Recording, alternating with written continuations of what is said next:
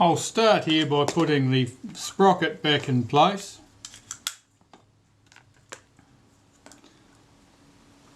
So I'll take the sprocket shaft, rub a little bit of synthetic grease top and bottom.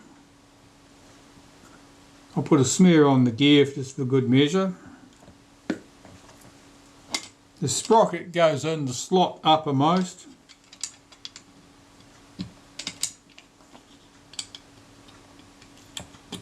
Put the shaft in, feed it through the sprocket, line it up with the hole in the bottom casting, and that's better. I'll rotate that shaft around until the hole becomes visible in the slot. There it is. And I'll put its screw in place.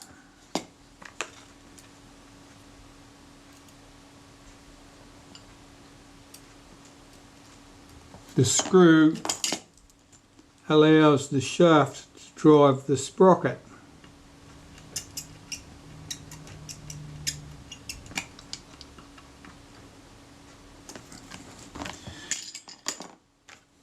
At the base of the camera, I'll put the lever, the lock lever for the rewind button in place. So I'll just give that a brief wipe with molybdenum paste. That can sit there.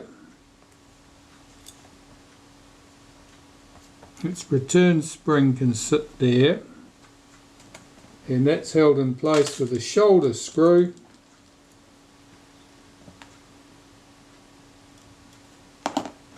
There. See if I can get that all in position.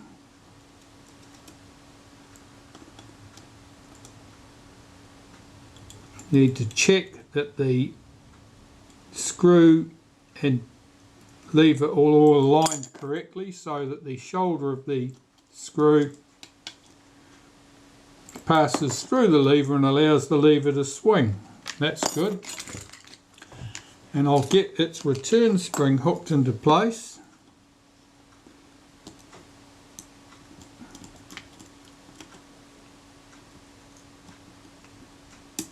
Like that. If I apply some pressure to the gear at the top here, pull back the lever, I can push this whole shaft through, and that'll allow me to put the rewind button in position.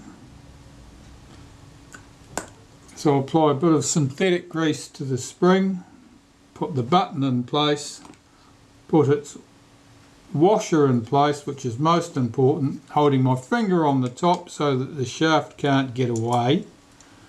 I'll screw this into position.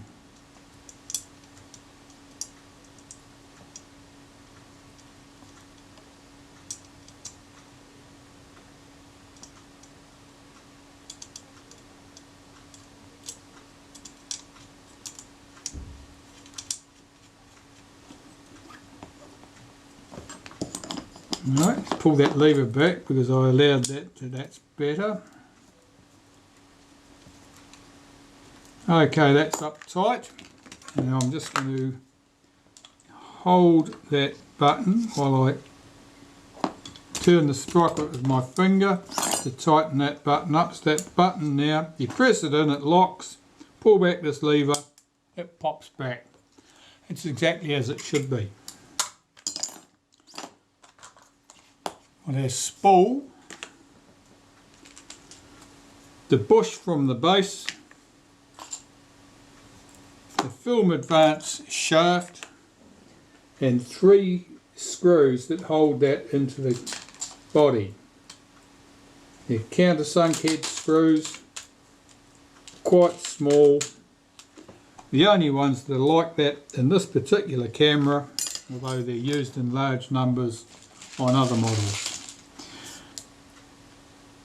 Right, I want to lubricate this with a bit of graphite grease because I like the way it moves.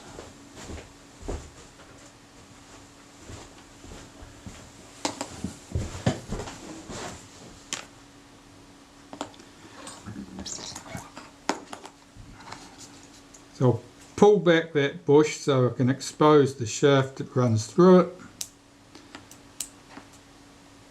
Apply some graphite grease to that and just work it backwards and forwards to make sure it's covering. That's good. Apply a little bit above there, and I'll apply some to the spring itself so that the coils of the spring move smoothly over each other as it's tensioned up. That feels good. So I can open the back of the camera, put the bush into the base of the spool, not the side with the slot in, the slot goes up. Flip the camera over, drop my shaft down into position, pull back that tab so that the shaft will drop all the way down into place, and by convention that slot goes towards the end of the camera.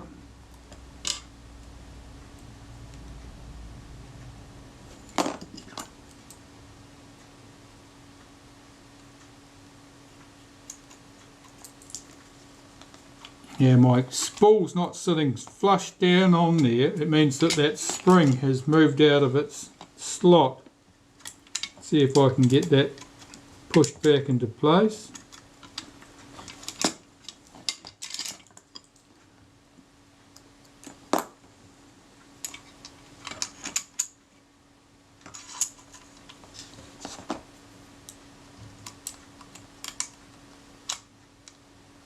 Well, it's reluctant. I'll get one of those screws started and then I'll fight with it.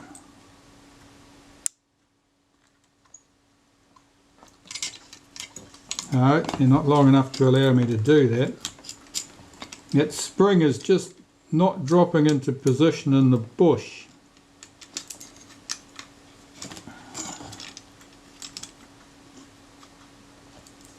I can see it there. I'll just see if I can poke that in.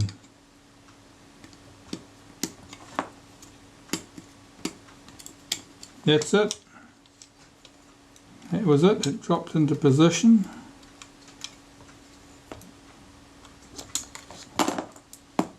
Now I can get that screw in place.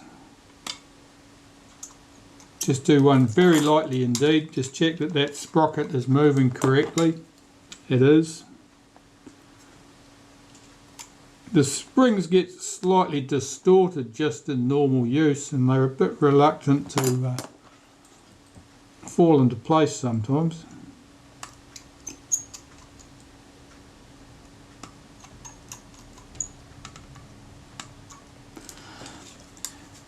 Alright, that's the 3 screws in place. I'll do those 3 screws up.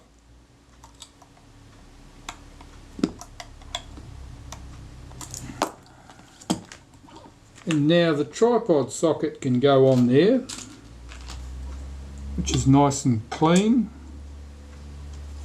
from the ultrasonic cleaner.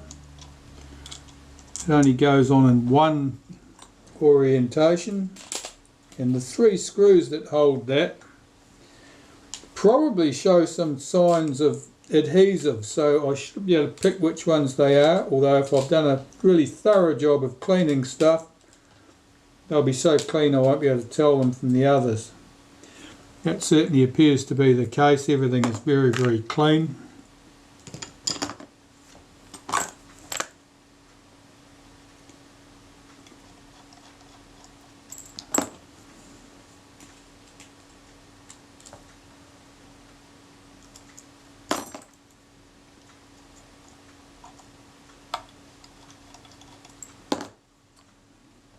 Always put all 3 screws in position first and get them started before you tighten anything up. Otherwise you'll inevitably find that if you tighten up the first screw and then go to insert the second or third screw, you probably find that they don't line up.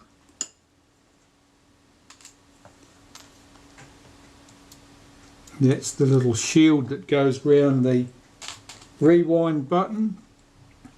That's not actually present on early examples. It's there to stop you accidentally pressing the rewind button.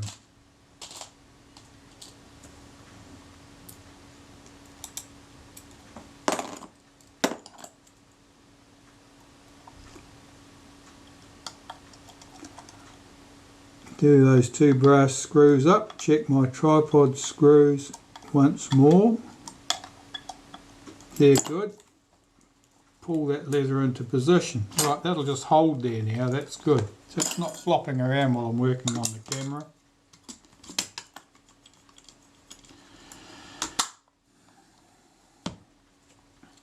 I'll just have a quick sort through my screws here, make sure I've got the appropriate screws on the base of the camera, and if I don't have any particularly ugly ones that I would rather not use elsewhere. No, they're all looking clean and tidy.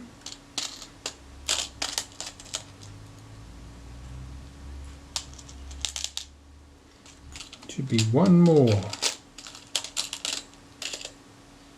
There it is. No, they're all good. Alright, well really I'm done at the base of the camera and I can glue that leather back in position.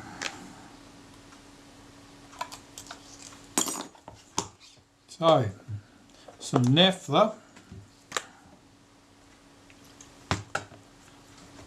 Wipe the base here to remove any last traces of that green verdigris rubbish and any grease that I may have smeared on the surface, which would stop the adhesive from sticking correctly. Likewise, I will wipe the leather down, again for the same reason, to remove any verdigris and to remove any grease. That's good.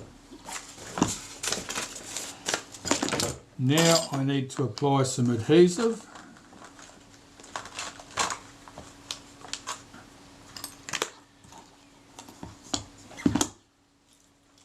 And usually I apply the adhesive to the leather, not to the body of the camera. So I will just apply some loose to the leather there and then spread that out to make sure I've got good cover underneath loose edges. I'm starting at this end of the leather because I've got good access to that and I don't want to have adhesive all over the place getting in the way. That's good. Right, now I'll apply some adhesive to the rest of this leather.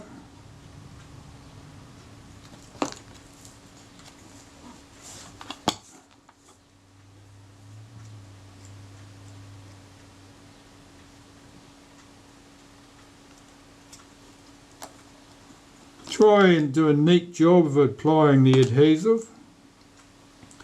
It's not hard to get excess off leather, but better if you don't need to. Right, so with a good layer of adhesive, it doesn't need to be a thick layer, just an even layer of adhesive on there.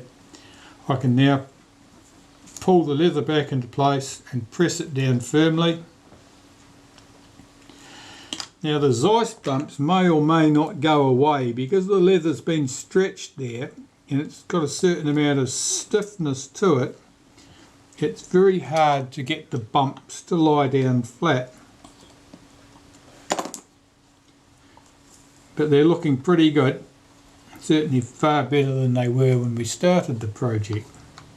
Right, so that's the base of the camera. The focus mount is all in. We started on the film advance, all the bottom parts of the film advance are there. I think the rewind could go on next. So the film rewind.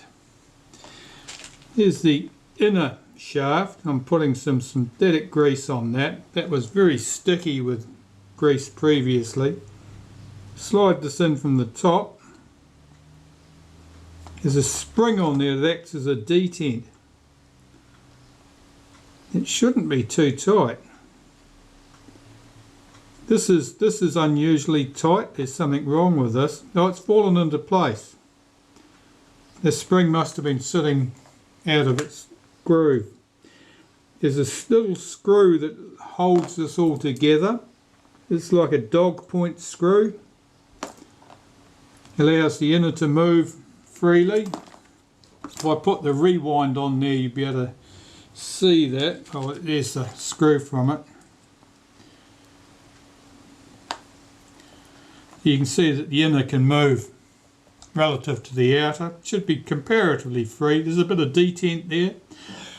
Nothing too severe.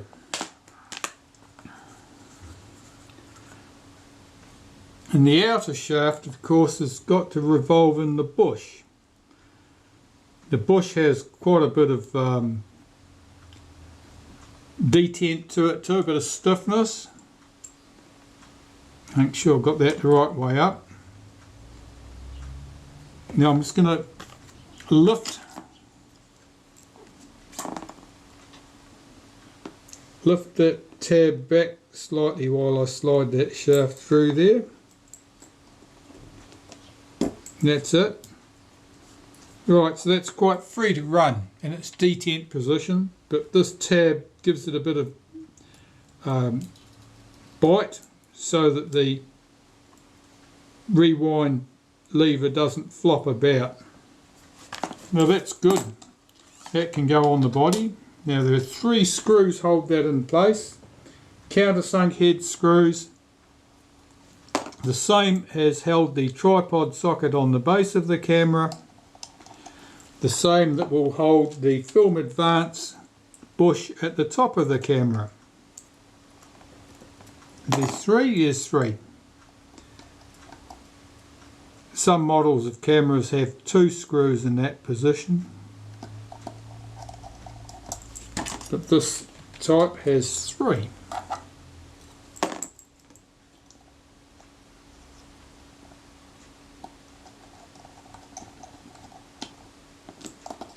Once they're all in position, you can tighten them up.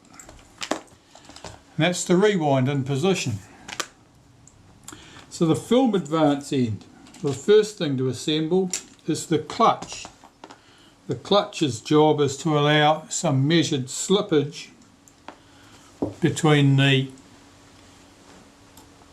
sprocket and the take-up spool, because as the film passes through the camera, it builds up on the take-up spool, building up the effective diameter of it. And if you didn't have slippage, the spool would be trying to pull through more film than the sprocket, and inevitably something would go. And that's exactly what happens if the clutch is too stiff, because it's full of sand or the grease is too dried out, that you end up tearing something. So I'll just see if I can compress this spring. Rotate that to pull the spring into position, slide the outer part of the clutch over it, and there's my clutch. Now the clutch is always smoother in action in one direction than the other, and by happy coincidence the direction where it's smoother is the direction it needs to be able to move. So that's good, and that just drops in. That'll engage with the slots in the top of the film take-up spool, and then we've got the guide bush. The guide bush has 2 sets of gears on it, and I might need to force a bit of grease into there, because this stuff is all clean and dry from the cleaning process, so it has got no lubricant in there at all at the moment. So let's force a bit of grease in there. That's good. Wipe the centre where it runs over the shaft. Put this in position. Open the back of the camera. Revolve both the sprocket wheel and the take-up spool to make sure that it's fully engaged with the gears. And then there are 3 screws that hold the bush in position. Countersunk head screws, the same as we've just put in the rewind bush, and the same as was on the base of the camera holding the tripod bush in place.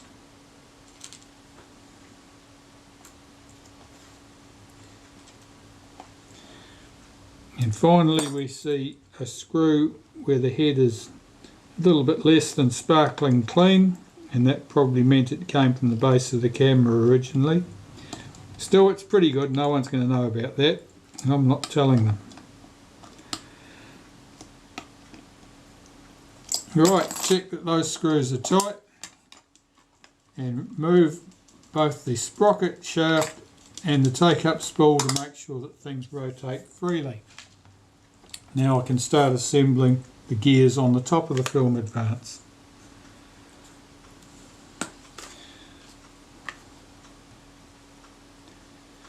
We'll start with this piece. I'll put a smear of synthetic grease underneath it and in the centre. Just checking the action of that, making sure it feels smooth. It doesn't feel smooth. There's a trace of roughness there.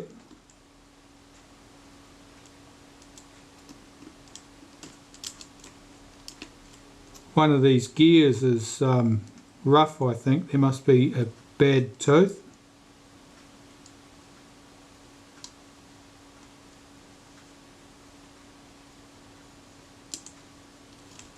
There might have been a bit of dirt.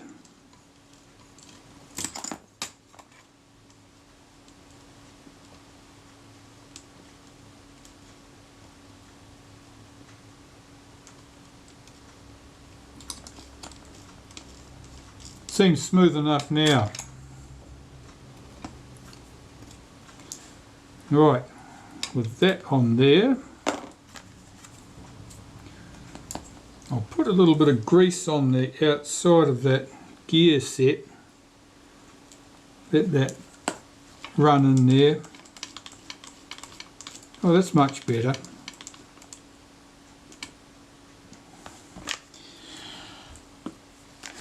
What else have we got? Oh, there's a little ratchet pull that goes on here and stops this from backing up.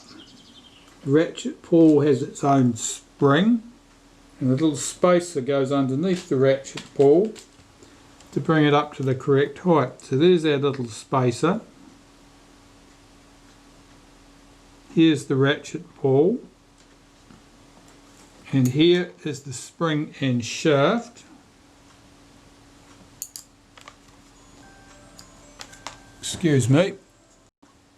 Right, let's see if we can get this in position before the phone goes again.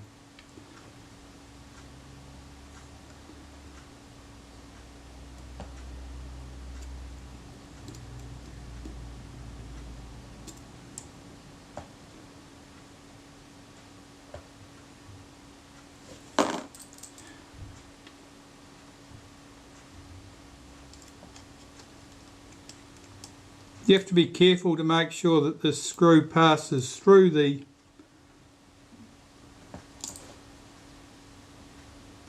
pull and the bush underneath, and that nothing's getting trapped in there. That's good. I'll just hook its spring into place. Excuse me. There better be no more phone calls. It's just about beer o'clock and I've had enough of this. What was I saying? Oh yes, that ratchet pull's all in place. You can see its action. And that would actually prevent this from backing up, even though I'm rolling the spool backwards with the aid of the clutch. Right, that'll do for now. I've had enough.